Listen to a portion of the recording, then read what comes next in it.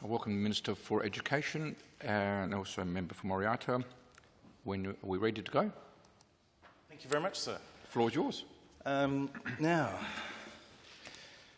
I'll turn to page 76 of the larger document. We'll start talking about infrastructure if we might. The Auditor General talks about the 20-year infrastructure plan. The section is headline, Education had not finalised its 20-year infrastructure plan. I remind the Minister that last year the Minister said that the Department's 20-year infrastructure plan was presented to the Senior Executive Group on the 21st of July last year, and that it would be completed by the end of November this year. Can the Minister advise why a year later that still doesn't seem to have taken place, or indeed since the audit has that taken place?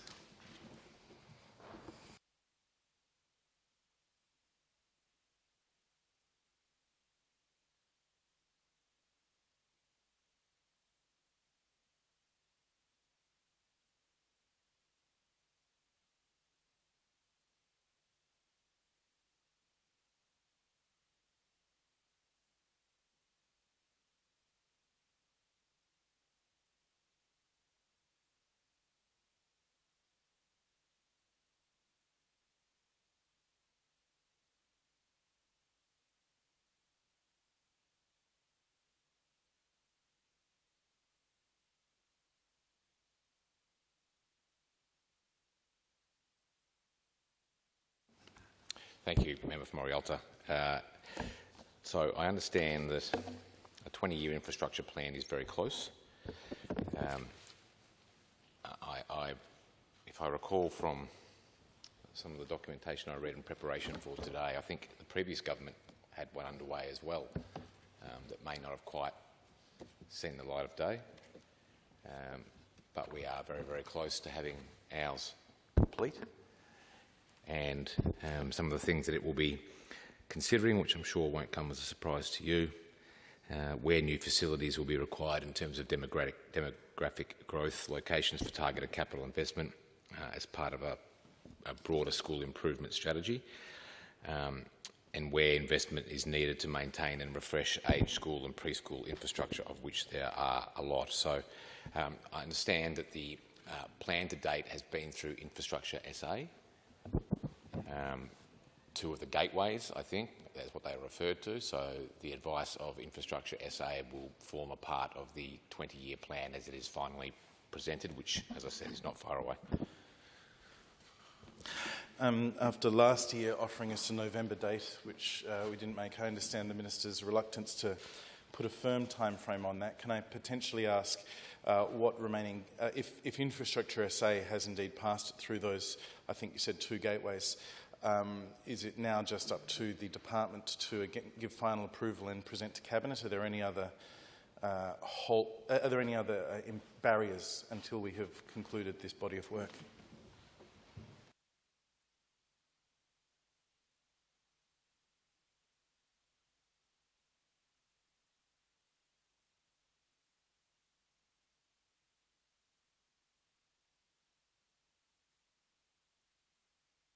I might clarify my previous answer. It's been through the first gateway. I understand it hasn't been through the second gateway. All the school parts of it are complete. We are dealing with the 3-year-old preschool part. I would assume there was probably a hold-up waiting for the findings of the Royal Commission. Once that's done, it will be complete, so not far away. Thank the Minister for that answer. That does make sense. Can I ask the interplay then between the draft 20-year infrastructure plan and decisions that have been made for the implementation of infrastructure over the year in question, including increased funding for some projects, entirely new expenditure on other projects. Is there an interplay between the 20-year infrastructure plan, or are these extra ones in the short term being provided in isolation of that?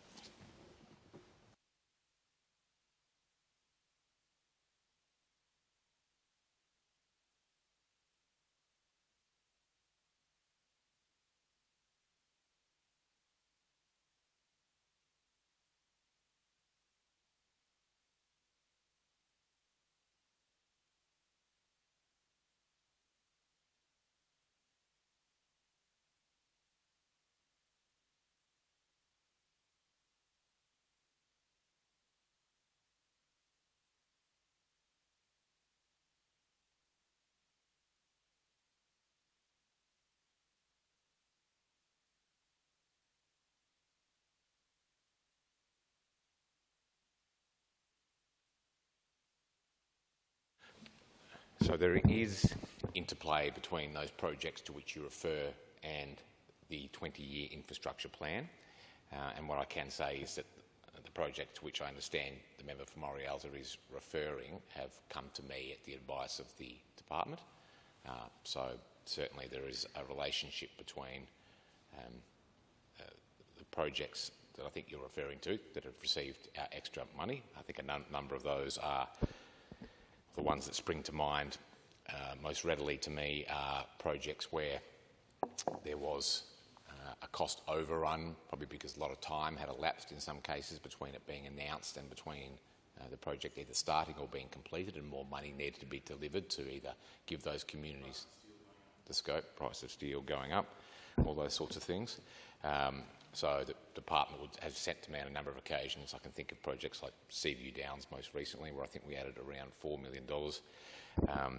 Morialta Secondary College, where things went up. I'm not making any criticism of anyone because of that. And the department recommended to me that we either shrink the scope or we add extra money to deliver what the communities were promised in the first place. And I think those priorities will be consistent with what we understand is going to be delivered in the 20-year infrastructure plan. Can I ask about, on the same page, page 76, talks about how in May 2023 the Chief Executive approved Education's Strategic Asset Management Framework, which includes an asset management policy and asset management strategy. Can the Minister explain how these assets or documents or whatever they are interplay with the 20-year infrastructure plan, and is this framework relevant for the discussion that's been going on with Infrastructure SA?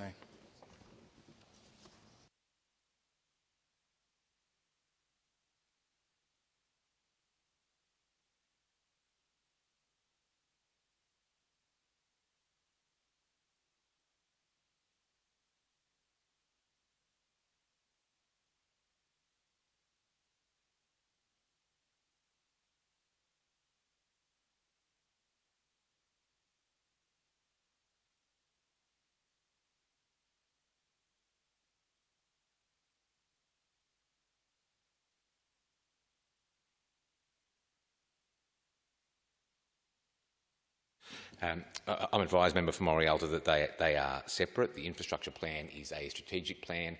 The asset management framework, which is already in place, has guided some of the day-to-day decisions the department has made around some of those projects I just mentioned and others, but it will be updated to reflect what is in the 20-year infrastructure plan once that is finalised. Does the asset management framework feed into the decisions that are made about, for example, the minor works budget that is expended every year? Yes. In relation to the minor works budget, then, are there any inputs into the decisions that are made there that are outside of this strategic asset management framework?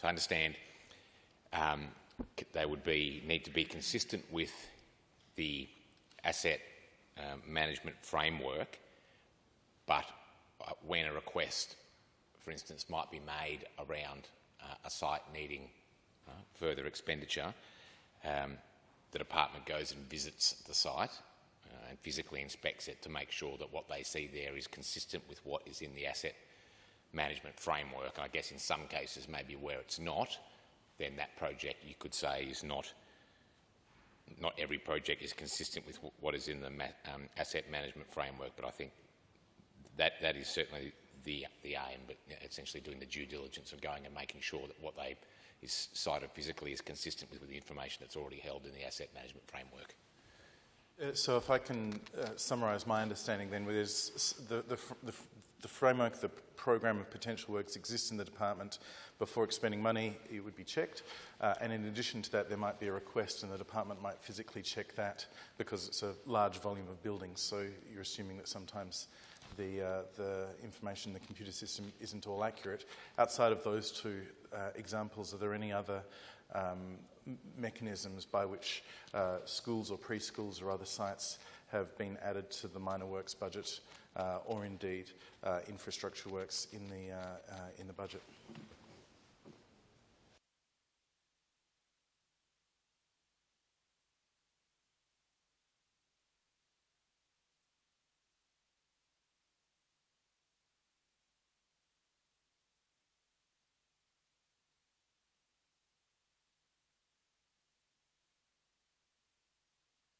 I understand that if new information comes to light about a serious deterioration that wasn't expected, there might be examples, for instance, in some schools of presence of mould and things like that, that obviously we would need to take action, and it is potentially not already contained in the asset management framework. But if the physical inspection upon that request being made shows that it is of an urgent nature, which, as you would know, comes up too frequently, then it might be prioritised. But other than that, no. Thank you. Go to the previous page. In relation to OSHC, can the Minister reflect on the reflection from the Auditor here that the education will not complete its annual formal contract performance review until 8 months after the end of the preceding school year, and more broadly in relation to OSHC, what is the department proposing to do? Are there reforms that the department has been working on during this financial year that would inform the Auditor's comments here?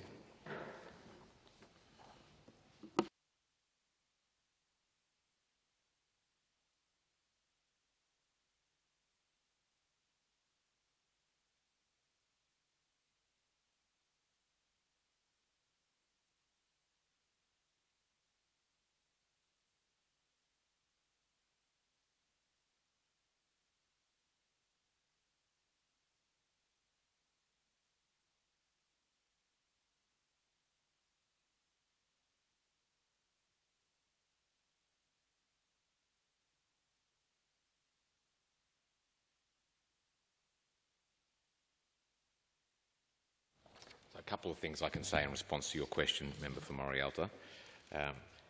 The first is that, your characterisation of them not being done in time is correct. The contract management plan was approved on the 30th of June. Perhaps I can give you a bit of context around what it includes: the requirement to monitor the outcomes of OSH advisory committee meetings and annual reviews at sites, including data collection and communication processes, risk management plan and detailed risk report, which addresses the strategies to manage and monitor identified risks, and the expectations for the annual individual contract management meetings, including frequency of meetings based on the number of services, the role and purpose of meetings with the industry advisory group and individual service providers. So done as of 30th of June, not done within the specified time frame, but we will endeavour to make sure the next one is. The annual OSH contract review for 2022 has now been completed.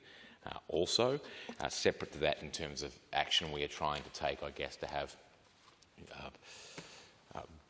better systems management over things like this in the out-of-school hours care sector, include an investment of more than $10 million in the OSH management team, essentially centrally, which manages all those contracts, and as you would know, there's many of those. So we've given a very big boost to that team to increase its capacity to have line of sight, monitor contracts, and make sure, of course, in addition to that, that things like the review and the CMP are actually done on time next time.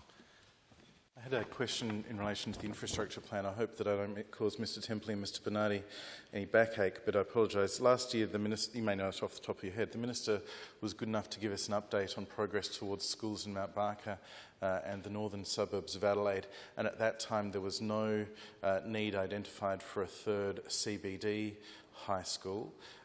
Is the Minister in a position to provide an update 12 months having elapsed since the last one?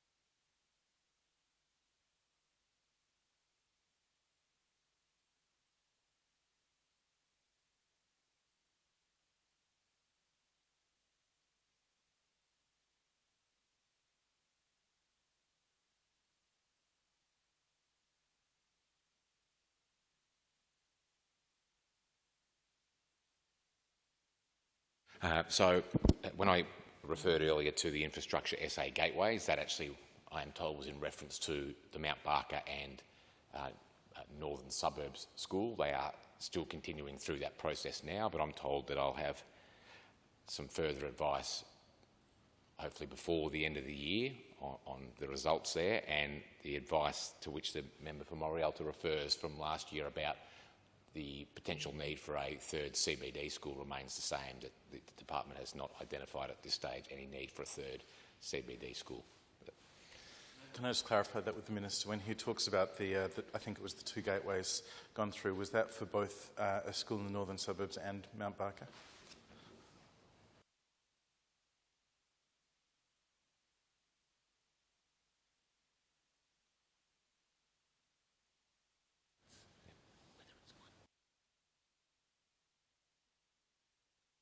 So for both, in terms of regions, Mount Barker as region, northern suburbs of region, so identifying exactly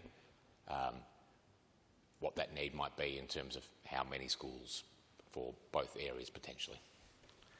So we could be talking about additional infrastructure within the region rather than specifically a new school. Is that, do I draw that accurately, or do we believe that it is a new school?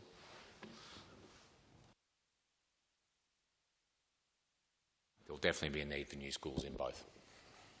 And last question on this run, are there any other regions that in that financial year has been identified need to work with Infrastructure SA on the potential for a new school?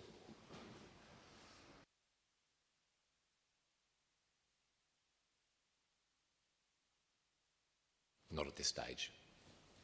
I'll turn to page 80 and let's go in relation to the topic of 21% of employee performance development plans were overdue. The Auditor reports in recent years we've reported many employee development plans were not reviewed as required by the Commissioner and Education Policy. Our 2023 review found that 21% of Education's employee performance development plans were overdue. Education provided us with an update on its strategies to reduce the number of overdue performance development plans. Now Mr Bernardi's found the page. Can I ask if there is any information that the Minister can provide us as to how the department is going to address this issue, and does it have any? Is there any interrelationship between this challenge and the Labor Party's policy to enable it to be easier for principals to remove underperforming teachers?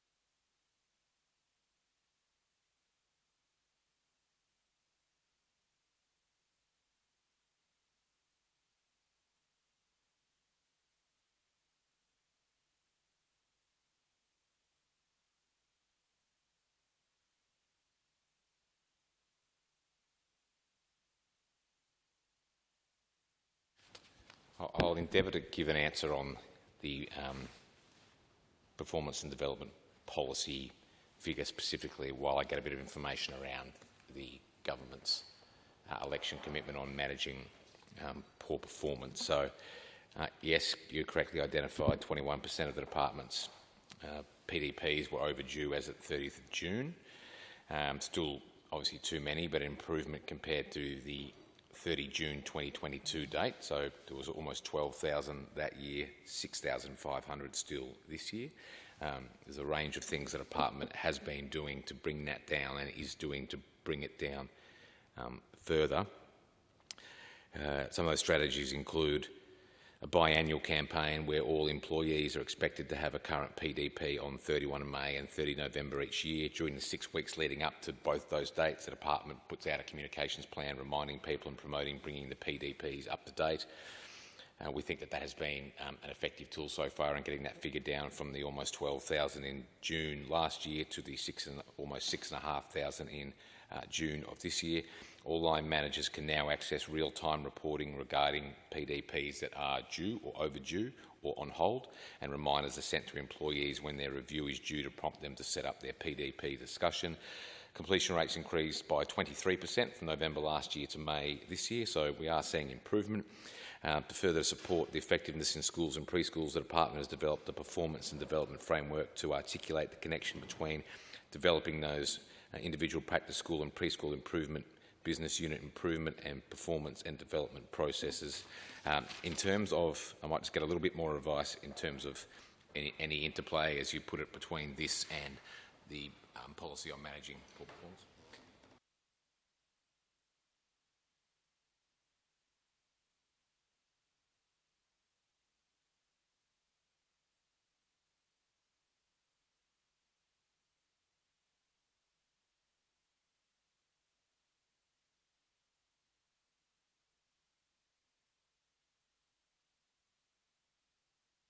So if I could characterise it like this, the advice I have from the department, not just then but before today, is that the process in place now is within a term, start to finish, which is what we endeavoured to do, and there isn't really any interplay between that and the PDPs or any reason that the PDPs would be stymieing that process. Good to know. Page 79, missing employee contracts. Education was unable to provide signed contracts for 41% of a sample of new appointments tested. In relation to this, Education responded it would develop a procedure to support hiring managers with their roles and responsibilities for establishing employment contracts. How's it going?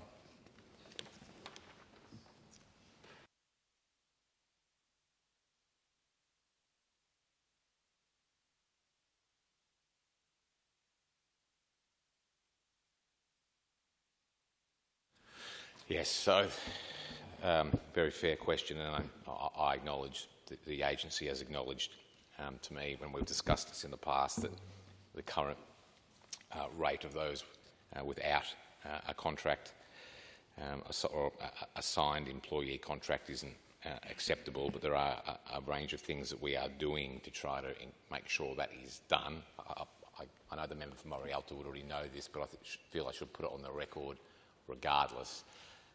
This doesn't include things like working with children checks, so they obviously have to be done and complete before the employee can go on site. And I understand there is a letter of offer which has to be offer of employment which has to be accepted by the staff member before going on site, but that doesn't change the fact that there is still an issue with being able to find signed contracts. So things we are doing. For all ongoing and temporary appointments in sites, the nominated person receives an appointment letter outlining the employment conditions associated with their role and is required to respond in writing via email with their name formally accepting the offer. This is an automated process through the system. For corporate roles, the department has mapped the onboarding process to provide clarity about when employment contracts are issued. If I recall from a conversation we had earlier, there was also a change to the standard form of I'm thinking about something else, actually. The People and Culture Division will document a procedure to support hiring managers with their roles and responsibilities in relation to employment contracts. So we're doing what we can, but clearly a lot of room for improvement still. Just to indicate, although I have many questions on TAFE, we don't have much time for it, so I've got one more on education, and then we might move to TAFE, if that helps with the advisors. Going to page 73, and there's a series of issues that have been raised that are relevant here, and I think there's a preceding page as well, though I've lost it. But in terms of procurement and acquisition plans, there's a series of questions here in relation to suggests education is going to reinforce with procurement staff the need to seek and retain documented approval of extensions to tender open periods. They're not having been done before. In relation to acquisition plans not meeting minimum requirements and complexity assessments for procurements not followed. for many of these, education has responded that it would reinforce with staff or remind staff to do what they're supposed to do. Is the Minister able to identify if there are system improvements underway here, or if there is any explanation as to why this series of challenges seems to be besetting the department?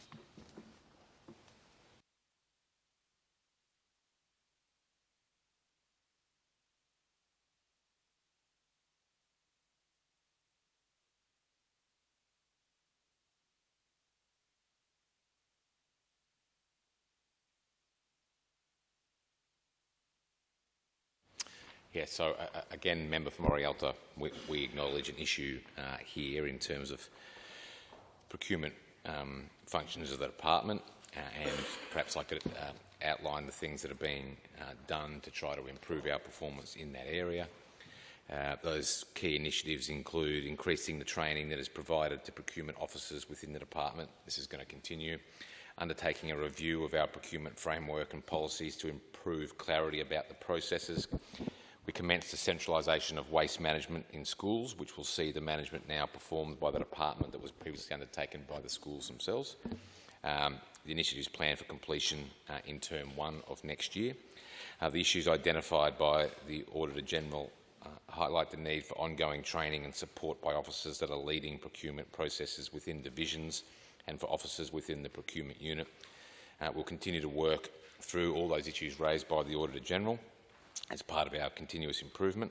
I feel comfortable as Minister that it's being taken seriously and the department is doing everything it can to try to improve that. Thank you. In relation to TAFE, and I'm on page 482. Page 482.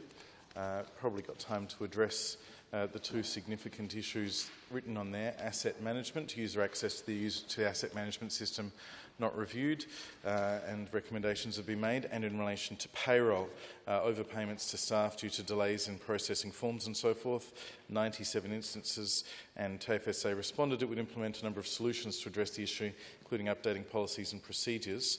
Is the Minister able to explain what he or the TAFE are doing in relation to this?